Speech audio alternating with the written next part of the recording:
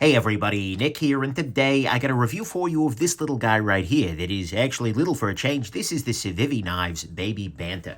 But first off, though, before I go any further, I want to thank the designer of this knife, Ben Petersen, Ben Banters, for sending this guy along.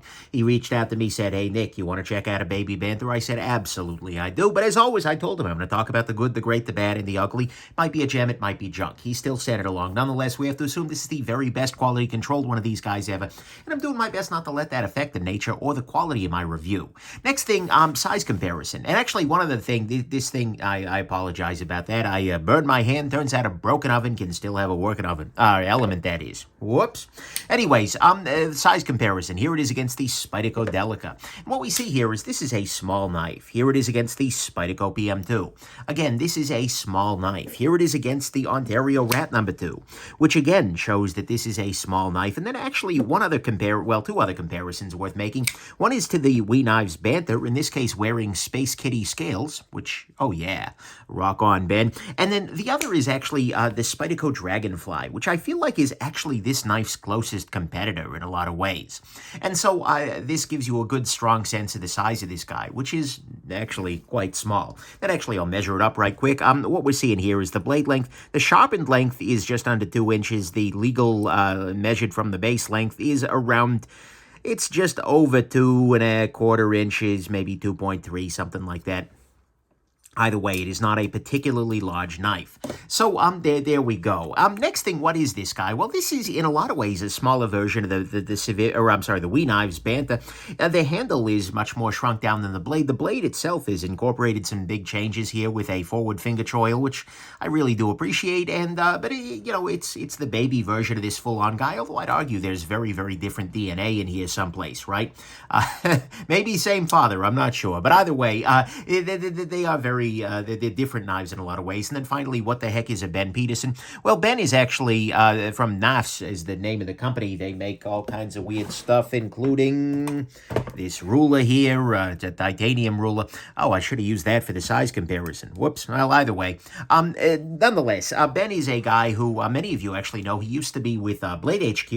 He has since gone his own way, but at the same time, he's a really nice guy, and he's a pretty well-known fixture in the community, and that's him. So let's go on ahead and jump into the good, the great, the bad, and the ugly of this very interesting knife right here. So on the good side, to start with, the price on this guy is fine. It's $60, and that's an okay price, right? It is Nitro V steel, which is a fine, budgety kind of steel. It's a solid little piece. $60 isn't like, oh my god, amazing pricing, but it works, and it's accessible, and it is less than it's $10 less than the VG10 Dragonfly. So you know what? It's okay. The price on this guy is fine. Next thing, I think this is going to be another great host for scales. And I one of the things I respect most is that Ben has done a set of scales, actually, for the original Banter in all kinds of different sort of approaches. So here's another set of the scales. These are the Mars Kitty scales, and I really hope that they do similar kinds of things for the Baby Banter. It will continue to be another really nice scale host here, and those kinds of projects bring a lot of joy in the community, and I'd love to see them available on this smaller and I think in many ways more compelling knife. So let's see some more absurdity then, please. Next thing, this guy has very nice ergonomics, generally speaking. It feels very nice in the hand. If I put it in there, my forward finger locks into this choil here. My thumb ends up in a really nice position. The contouring on the hand is very nice. And for my relatively small hands, I am still able to get a 4-finger grip using this forward choil. It also has very nice jimping right in this area, which means that it locks in very, very well to the hand. This is really not going anywhere, even in the Vaseline factory. And in a lot of ways, the ergonomics on this guy are a little nicer than on the Spyderco Dragonfly, which has a lot more hollow to it, right? And so the ergos on this guy are generally quite good. Next thing, I appreciate that it is a very, very lightweight knife. Let me find my scale right quick. What we'll do here is we can measure this up. And this guy comes in right around exactly around 2 ounces here. As opposed to, again, I keep making the Dragonfly comparison, but I think it's apt. It's a little bit heavier than the Dragonfly, but it is not a particularly lightweight, heavy knife, right? 2 ounces for a little over 2.5 inches, or a little under 2.5 inches of blade, that is fine. This is very light, and it also is a very nice to carry knife, because it is relatively thin. If we compare it up against the Delica here, what we see here is it is about the same thickness as the Delica, which is not a whole lot of thickness. The blade stock is relatively thin too. The overall kind of the size of it in the pocket is very small. You can see we can fit this entirely within the outline of the Delica. And in terms of sort of overall dimensionality, this guy is actually a little smaller than the Dragonfly to carry. As a result, this disappears in the pocket. And especially with this nice deep carry clip here, complete with, by the way, screws that are both countersunk and flush on the inside there, allowing this to go all the way down on the fabric of your pants. This carries like a dream. It is a super, super lightweight, super carryable knife. And with that thinness here, it is just good to go. For carrying, this is really, really nice. I appreciate that a lot. Next thing, this is a very thin knife, and it uses very thin blade stock, which is going to make this a very solid cutter, and so that can be a great thing. Next thing, the action on this guy is very good. It is using a ball bearing based pivot here, and as a result, it fires very reliably with the thumb stud and a nicely tuned detent too. This is not one of those knives that takes fliction to get out of there. You can 100% flick it, but you can, without moving your wrist at all, get this guy to reliably deploy. It's a nice action, and the close, it's pretty nice too. I can't argue with that at all. It is also a very easy to unlock knife, because what you can see here is that Ben has scalloped out this liner very effectively, allowing this guy to slide all the way over and make it very easy to get back in there. And it's going to be very easy for a bunch of people with a bunch of different things, right?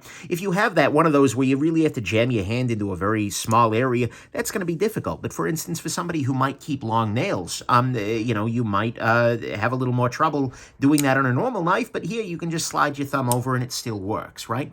He's done a very good job of giving plenty of room to access the liner here, which is going to make this more accessible to more people. Next thing, this is a very legal size. Like I said, this guy is coming in under... see, I'll use it this time. This guy is coming in under 2.5 inches, which is going to make this legal in most municipalities. Talk to a lawyer, not a YouTuber, of course. This is not legal advice, but you're going to have a lot of municipalities where you get 2.5-inch lines, or like 2-inch sharpened blade, or things like that. As a result, this is going to be legal in a lot more places than even the original Banter would have been. So that can be a very nice thing. Next thing, it is a very unintimidating sort of knife as a result, right? This is a knife, and particularly without the high-speed, low-drag black blade that we'll talk about later, I feel like this is a knife that you could take out in the cafeteria and most people would be like, oh, that's cute, rather than, oh my God, weapon! So I appreciate that very, very much. That's very good. And then finally on the good side, and what probably could be the great for many people, is the blade. This is a great little blade. It is a relatively thin, the blade stock on this guy is relatively thin, so it's going to cut through hard materials very nicely. The steel on it is Nitro V. See written down there, Nitro V. Beautiful thing. It is a very, very slicey knife. It has come down to a very nice thin grind, which you can see right sort of down at the edge there, and even relatively thin at the tip here. This cuts like crazy, and combined with a great sharpening choil, which doubles as a finger choil here, yeah, they've done a great job of this. This is a really excellent cutting tool, and this is one of those knives that cuts. That sounds like a silly thing to say, but not all modern pocket knives are really designed for adequate slicing, and this absolutely is one of them. So this is a great little pocket tool when it actually comes to cutting things, which you would expect me to say about every knife, but unfortunately, I don't. So, anyways, there you go. To me, that's the good, is that it's got a nice blade, a legal size. It is easy to unlock with a great action. It's thin. It's super compact in the pocket, lightweight, with nice ergonomics. It's a great host from new scales. The price on it is fine. On the great side to me, though, is the fact that I think this is a very widely appealing knife. Now, what I mean by that is not necessarily aesthetically speaking, everyone's going to be like, oh my God. What I mean by that is that the price on this is relatively low, right? You're looking at $60, which is within the range for a lot of people, right? The blade on it is going to be unintimidating. The function of it is very straightforward, right? It's easy to figure out how to open it. It's easy because you can do two-handed if you want to. You can, you got a bunch of different approaches there. The design of it is not meant to be particularly, oh my God, tactical, right? This is going to feel to a lot of people like a nice, solid little pocket cutting tool. And so, although a lot of enthusiasts will love it, a lot of, crazy knife geeks are going to enjoy this knife, I think even more so, a lot of just normal people in your daily life are going to love it too, right? It's not limited to that group. This is a really nice choice to gift to somebody as a very first pocket knife. The person who continually comes up to you and borrows your knife to open boxes, this is something you can hand to them, and they will probably love it a great, great deal. And this is one of the things I think that Ben does best as a designer, is he is very good at targeting the everyday chunk of everyday carry, right? Rather than going for high-end, artful, sorts of there are enthusiast knives. For instance, a good example of this would be like the Wee Knives Eschaton. This is a knife that if you hand this to the lady in the next office over, she will look at you with a variety of different looks, mostly mixed between confusion and terror. Whereas if you hand this over, they're, oh, that's kind of cool. That's a neat little knife.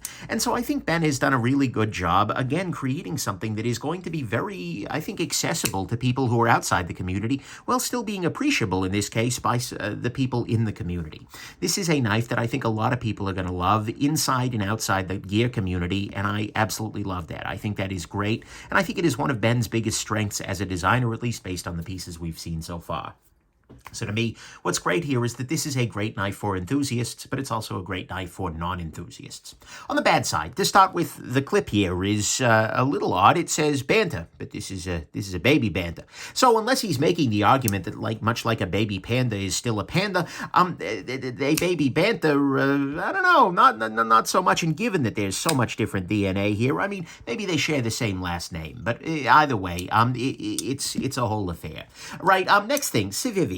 Your prices continue creeping up and up and up, and that's concerning, right? I feel like if this had been released a couple of years ago, this might have been a $40 knife, and I'm not a big fan of the price creep going on. Civivi got to where they are by aggressively keeping prices down, and I know that they're getting cocky now, but don't get too cocky, guys, or somebody else is going to Civivi you. So anyways, I'd like to see the price come down a little bit, although I don't think it's particularly bad here. Next on the bad side, I really don't care for the black blade with this colorway. Now, you're welcome to chalk this up to bias. I don't tend to light-coated blades. There were some I enjoy, but this doesn't work. But it feels like it's trying to make this guy much more high-speed, low-drag than it is. And with this very sort of basic, simple color, going with the black blade is just like, who are you trying to fool, right? It makes it almost feel like it's trying to be edgy. But it would be like if I, dressed up goth. It just wouldn't work. It's not the way I go, right? And so I think it ends up making it a lot less friendly to a bunch of aesthetics. And the fact that there is not a Ben Blue version with a good old-fashioned stonewash blade is a little weird to me. I really hope that they try other colorways and that they kind of, because this is not a tactical knife, but he's using tactical black. I don't get it. But whatever. That's purely aesthetic. And there is a black handle version with a stonewash blade, but honestly, it's just weird. I don't get the color choices. Hopefully it sells well, but I don't get it. Next thing, the fast action. The only downside to this, like I said, the action is very nice on the close. Thing is, for a brand new person, this kind of a very fast bearing pivot with no flipper tab at all increases the likelihood that they could end up kind of getting themselves here. Now, the fact is, the sharpening choil means that they're more likely to get their thumbnail than anything, but at the same time, that is the one thing you might want to warn somebody. If you're handing this to them as their first knife, you can say, be careful, the pivot's a little bit fast, and, show them how to open and close it with two hands, because that's going to always be safe. They'll get there eventually, but that is the downside to these really quick actions, is this kind of thing can be a little sketchy if you're not used to it. Next thing, this is a very small knife. Now, I really appreciate that. I tend to like smaller knives, but the fact is, this is a 2-inch sharpened blade here. That is not a whole heck of a lot, right? You're not cutting a birthday cake with this unless you're planning to make a lot of small slices. So this is small, right? And for some people with larger hands, this is going to feel comically so. If you are a person who cannot, reliably work with a Spyderco Dragonfly, for instance, then you are not going to reliably be able to work with this guy. You should just take this off your menu. I think it's a really nice piece, but the fact remains it's going to be too small for some people in some tasks. Then finally, on the bad side, and by the way, note that these bad things are not very bad here. The worst thing that I got here is that the clip is a little bit of a hot spot because it is relatively tall and it has these relatively sharp edges here. A wider clip might have made this a little bit more ergonomic. Is it bad? No, and I'd say it's still a little better in the hand than the Dragonfly was, but that is definitely a bit of a hot spot, and that is definitely a downside that we got here. So, to me, all of that is the bad, is that the clip is a little bit of a hot spot. It is a very small knife, 100%. The fast action can be a little sketchy for newbies. I don't know why they went high-speed, low-drag black on what is otherwise a very friendly knife. The Civivi is creeping the prices on up for some damn reason, and the clip on this guy, This is a Baby Banter, bro. On the ugly front, there's nothing really ugly here, so let's go to the final conclusion. My conclusion, I guess, is that, the original Banter, I like a lot. It was a very, very solid knife, and I really like what Ben has done with the platform here. I think I like the scale options. I like the after-sale experience of the Banter a lot more than I ended up liking the Banter itself originally, right?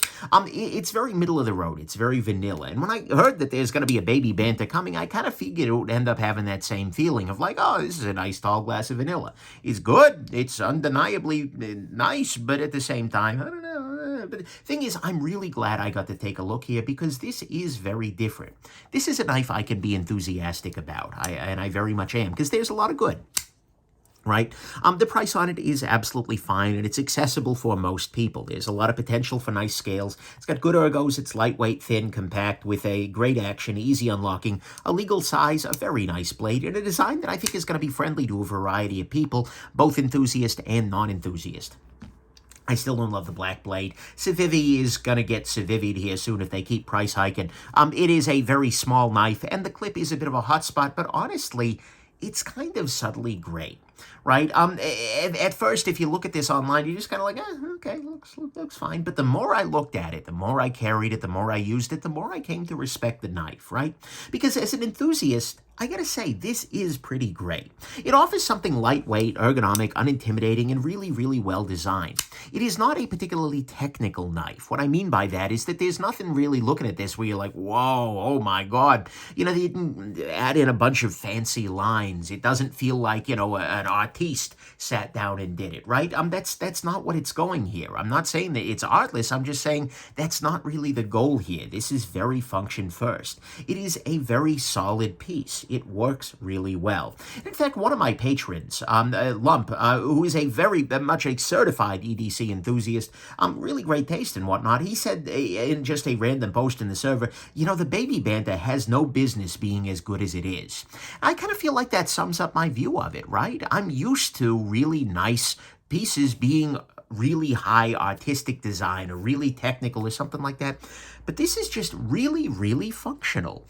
It is a piece that is sort of astounding, and it's like a Toyota Hilux sort of approach, right? It is just really, really good. Is it fancy? No. Is it, doing anything completely nuts that other people aren't doing? No, but it's just good. It works really, really well for what it is, right? And, and as a knife enthusiast, I'm sort of used to fancier being better, but this is a case in which it's decidedly unfancy and decidedly really good, right? It is not only a knife that I'd want to carry, but particularly in a colorway that speaks to me a little bit more, like if you were to do the blue with the stonewash, just saying, guys, this could absolutely get carried. This could be a piece that I would absolutely throw in my pocket. And for something like travel, by the way, this would be a really nice choice, particularly if I'm going to some place that has like fancier, shorter knife laws.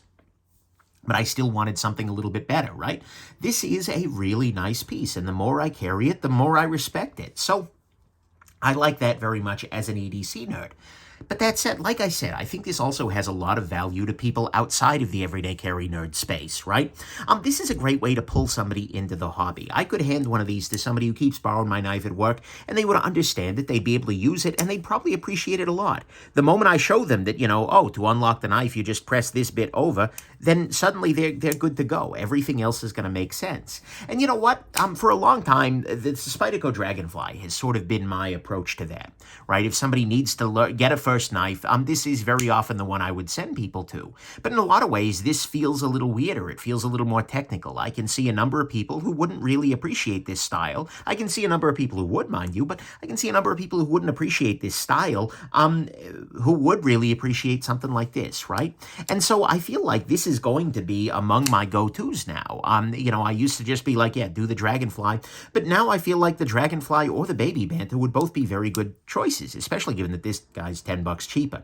And so I think this could be very appealing to folks who find the Dragonfly a bit exotic, or if you just want a different, a different set, right? This is flickier. It's going to feel a lot more it'll be a better entry in a lot of ways into the modern everyday carry space than even the Dragonfly is. And it could be a very nice first knife for somebody as well, right? They're both in terms of first knife due to age and first knife due to not knowing how useful a pocket knife is.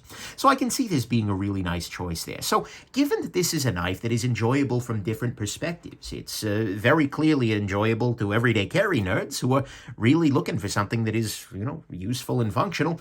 And given that it's going to be great for people outside of that space, this is very clearly a gem. It is a very, very good design, and it kind of caught me off guard, right? This is really, really nice. And so I really hope that they continue to make new variants of it, right? Different colorways, maybe some different steels, maybe upgrade a version, maybe make a set with tie scales. This guy with tie scales, a nicely finished blade, I think could actually be something really nice. And I hope that he uses this model in the same way that he uses, that Ben uses the current Banter, right? And does some crazy scale runs, does like, I don't know, they get Flightadium involved or something like that, or, just do something crazy. I feel like this is a really nice platform as well, and is probably going to be a little bit more appealing to more people than the original Banter was, because I think it's got that appeal on both sides. So if you're looking for a small, light, everyday carry, or you're looking to bring somebody into the fold, so to speak, then, oh baby, do I have a solution for you. This little guy shouldn't get banned from your collection. Okay. Anyways, I'll baby you by skipping further puns. Hope this has been interesting to you. Really well done, Ben, and I can't wait to see what's coming from you next. And have yourselves an absolutely wonderful rest of your day. Bye now.